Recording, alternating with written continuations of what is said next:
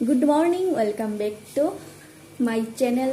तो आज के सकाल सकाल আমি রান্না করে এসেছি আর অনেক দিন পর ব্লগটা দিচ্ছি, মানে মিনি ব্লগ দেব। তো আমি কি কি রান্না করছি তোমাদেরকে এক ঝলক দেখাই। কারেন্ট চলে গেছে, চলো আমি ব্যাক ক্যামেরাতে তোমাদেরকে দেখিয়ে দিই।